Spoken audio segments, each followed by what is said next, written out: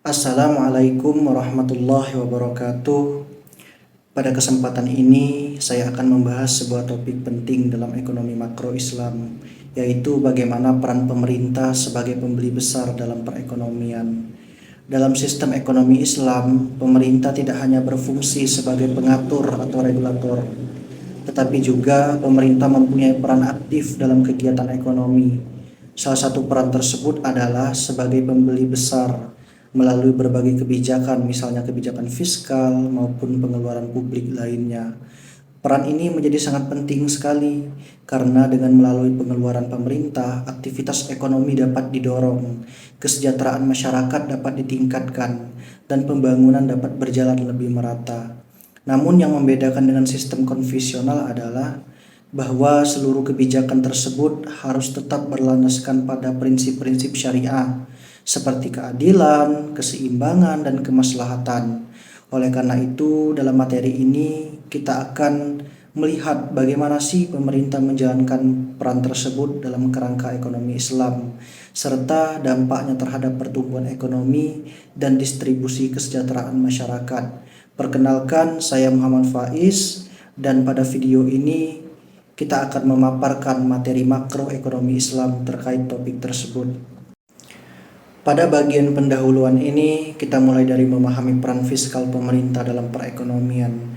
Pemerintah memiliki peran yang sangat penting dalam kebijakan fiskal. Peran ini tidak hanya terbatas bagaimana negara menghimpun pendapatan, seperti melalui pajak atau sumber lainnya, tetapi juga bagaimana pemerintah membelanjakan anggaran tersebut untuk kepentingan masyarakat luas. Nah, disinilah kebijakan fiskal menjadi instrumen utama. Melalui kebijakan ini, pemerintah dapat mengatur arah perekonomian, menjaga stabilitas, sekaligus mendorong tercapainya tujuan pembangunan nasional. Namun, dalam pembahasan kita tidak hanya membahas semua aspek fiskal secara umum, tetapi di sini kita fokusnya pada peran spesifik, yaitu pemerintah sebagai pembeli besar dalam perekonomian. Mengapa ini penting? Jadi, karena ketika pemerintah melakukan pengeluaran dalam jumlah yang sangat besar, misalnya untuk pembangunan infrastruktur, subsidi atau bansos, misalnya program sosial, hal tersebut secara langsung akan meningkatkan permintaan agregat di dalam perekonomian.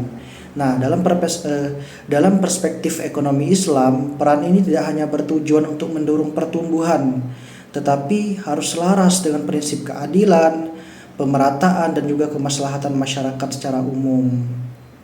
Jadi, dengan adanya pengeluaran yang tepat, pemerintah tidak hanya menggerakkan ekonomi, tetapi juga dapat memastikan bahwa manfaatnya itu dapat benar-benar dirasakan oleh masyarakat secara merata. Nah, selanjutnya kita masuk ke sumber penerimaan dalam ekonomi Islam. Sumber penerimaan ini menjadi dasar bagi pemerintah untuk menjalankan berbagai kebijakan, termasuk perannya sebagai pembeli besar dalam perekonomian. Yang pertama itu ada kharaj. Kharaj merupakan pajak atas tanah pertanian yang produktif. Sumber ini sangat penting terutama dalam masyarakat yang agraris, karena dapat memberikan pemasukan yang stabil bagi negara dari sektor pertanian. Kemudian ada yang kedua yaitu zakat.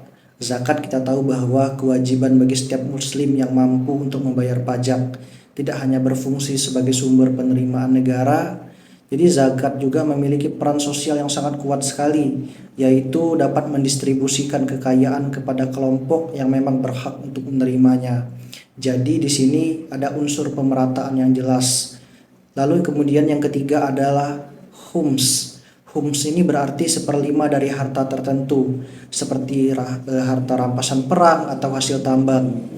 Bagian ini kemudian dialokasikan untuk kepentingan negara dan juga masyarakat. Dan yang terakhir itu adalah jizyah. Jadi jizyah ini merupakan kontribusi dari non-muslim, misalnya yang tinggal di negara mayoritas Islam. Sebagai imbalannya negara memberikan perlindungan serta menjamin hak-hak mereka sebagai warga. Nah, dari keempat yang telah saya sebutkan tadi, kita dapat melihat nih bahwa sistem penerimaan dalam ekonomi Islam itu tidak hanya berorientasi saja pada pemasukan negara, tetapi itu mengandung unsur keadilan, tanggung jawab, kemudian peduli sesama sosial, kemudian adanya juga perlindungan sosial seperti itu. Jadi semuanya dapat merasakan keadilan. Selanjutnya kita lihat peran pemerintah dalam ekonomi makro secara konsep yang dikenalkan oleh Keynes, rumus pendapatan nasional, yaitu Y sama dengan C plus I plus G plus net ekspor, di mana G di sini adalah pengeluaran pemerintah. Artinya pemerintah menjadi salah satu komponen utama yang dapat menentukan besarnya aktivitas ekonomi. Kemudian dari sisi perannya, misalnya pemerintah bertindak sebagai pembeli besar melalui belanja publik seperti pembangunan dan program sosial. Pemerintah juga dapat meningkatkan permintaan agregat.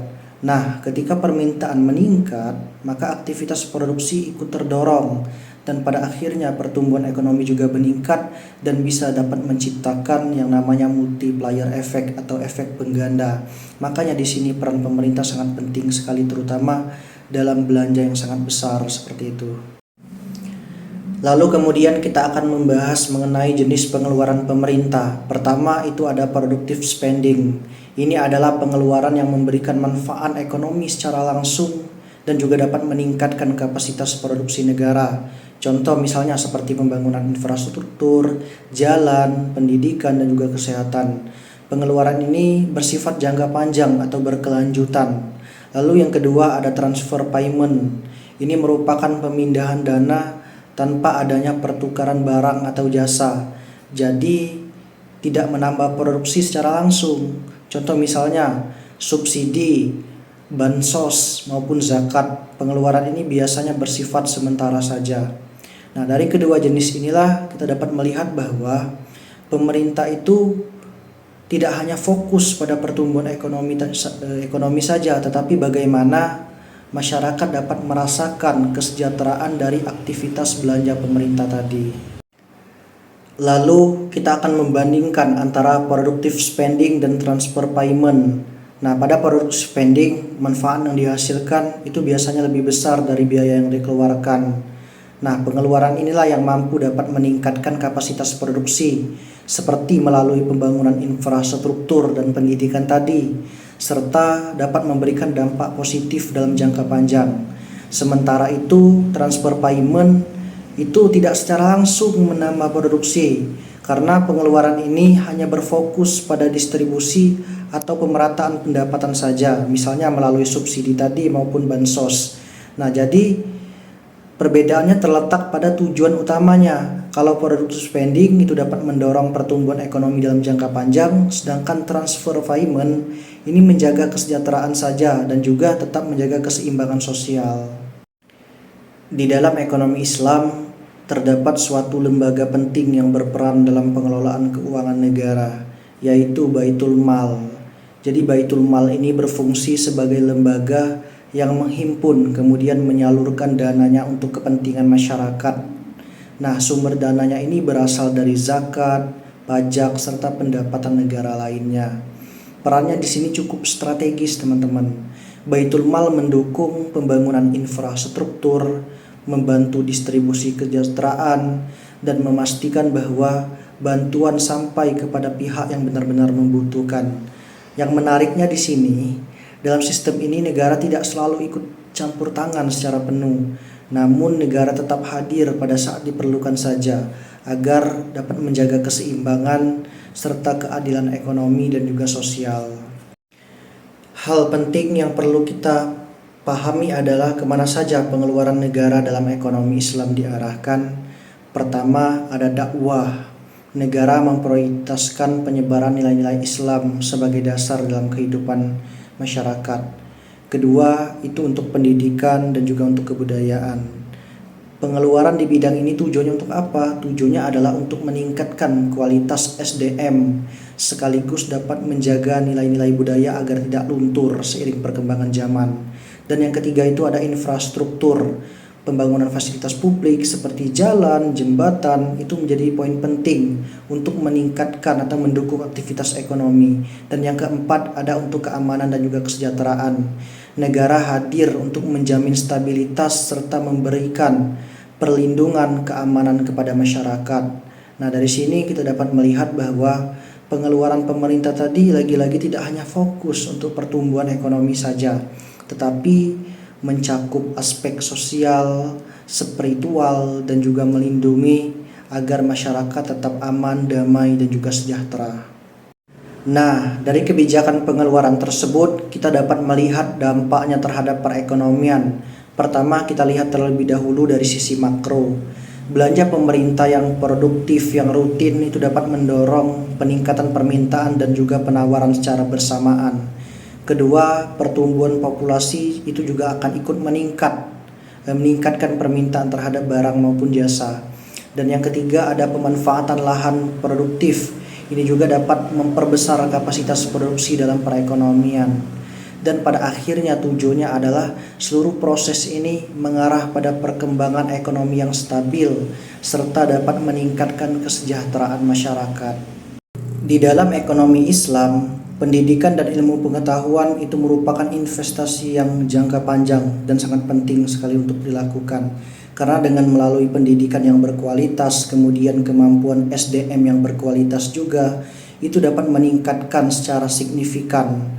SDM yang baik itu tidak hanya bekerja tetapi juga dapat berinovasi, kemudian dapat menciptakan nilai tambah dalam perekonomian. Nah, pendidikan juga itu dapat membuka peluang ekonomi yang lebih luas. Masyarakat dapat mempunyai pengetahuan, keterampilan, keahlian, lalu dapat memperoleh pekerjaan yang lebih baik lagi. Bahkan tidak hanya bekerja tapi dapat menciptakan lapangan pekerjaan itu sendiri. Nah, dari sinilah kita dapat melihat bahwa pendidikan itu tidak hanya berdampak pada individu saja, tetapi dapat mendorong pertumbuhan ekonomi yang berkelanjutan, adil, dan juga merata. Nah, di dalam ekonomi Islam juga, konsep kesejahteraan sosial juga memiliki pendekatan yang berbeda. Bantuan yang diberikan tidak hanya untuk memenuhi kebutuhan konsumsi saja, tetapi juga diarahkan sebagai modal usaha agar penerima bisa mandiri secara ekonomi. Tujuannya apa? Tujuannya adalah bukan sekedar kita membantu sementara saja, tetapi bagaimana benar-benar dapat mengeluarkan masyarakat dari garis kemiskinan secara permanen.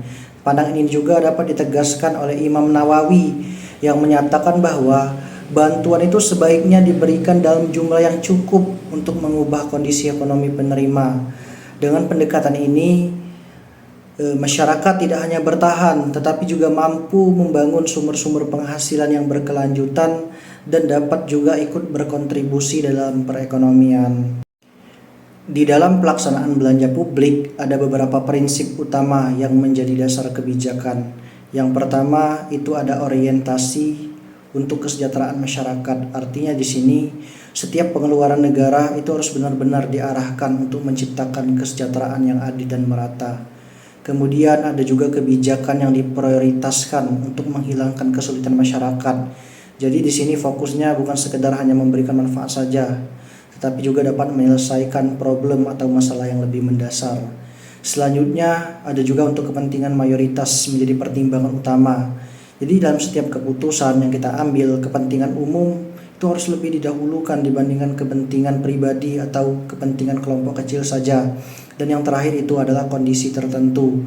Pengorbanan kecil itu dapat diterima selama itu dapat bisa mencegah kerugian yang lebih besar bagi masyarakat. Dari sini kita dapat melihat bahwa belanja publik dalam ekonomi Islam itu sangat menekankan sekali aspek kemaslahatan, keadilan, dan juga keseimbangan sosial.